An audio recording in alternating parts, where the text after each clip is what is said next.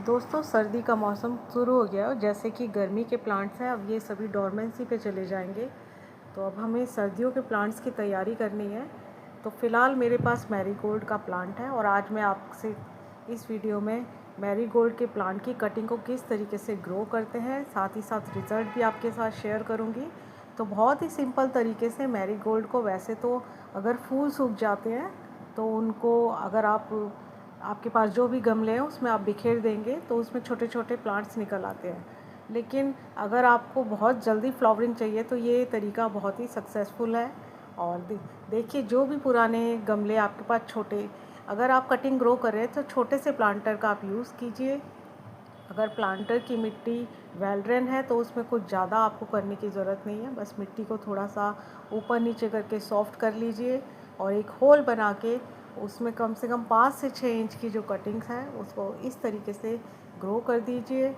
तो आप देख रहे हैं इस प्लांटर में मैंने सूखे हुए फूल भी स्प्रिंकल करे हुए हैं, तो हो सकता है ये भी मेरे छोटे छोटे प्लांट्स निकल आए।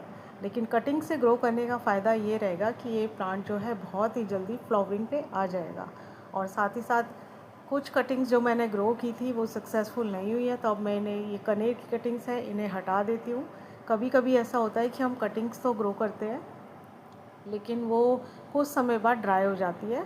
तो अगर आपको नए प्लांटर नहीं लेने तो आप भी चेक कीजिए आपके गार्डन में कुछ ऐसे प्लांटर होंगे, क्योंकि कुछ प्लांट्स ऐसे हैं तो जो ज़्यादा गर्मी की वजह से सूख गए हैं।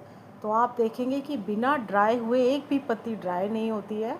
और ये मैरीगोल्ड की कटिंग बहुत इजीली लग जाती है। लेकिन कटिंग लगाते वक्त आपको जिन चीज़ों का ध्यान रखना है, पहली बात ये है कि आपका प्लांट जो है, आपने जहाँ से कटिंग ली है वो बहुत ही मैच्योर होना चाहिए।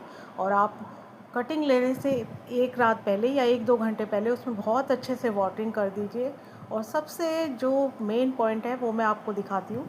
ये देखिए, मैंने इस कटिंग को लगभग 15 से 20 दिन पहले ग्रो किया था और आप देख सकते हैं इसको मैंने बिल्कुल छत पे, लेकिन शेडेड एरिया में, एक टेबल है उसके नीचे शेड में इसे रखा था। और ये प्लांट बिल्कुल हरा भरा एक नया प्लांट तैयार हो गया है। तो सबसे इम्पोर्टेंस है कि आपको कटिंग कहाँ रखनी है। तो आपको ऐसा नहीं है कि पूरी तरीके से आप छाए में रख दीजिए, आप इनको प्लांट्स के बीच में या कोई बड़े प्लांट्स हैं उसके नीचे शेड में रखिए, ताकि इससे मॉइस्चर भी मिलता रहे, हवा धूप सब छन छन के इस पर जब पड़ती है तो हमारी कटिंग जो है वो 100% सक्सेसफुल होती है। और अगर आप रेत में ग्रो करते हैं तो भी आपकी कटिंग बहुत अच्छे से ग्रो हो जाती है। तो इस तरीके से अगर आपके पास पुराने प्लांट हैं तो उन्हें आप कटिंग से ग्रो कर सकते हैं, क्योंकि कटिंग हमेशा पुराने ही प्लांट्स की लगती है।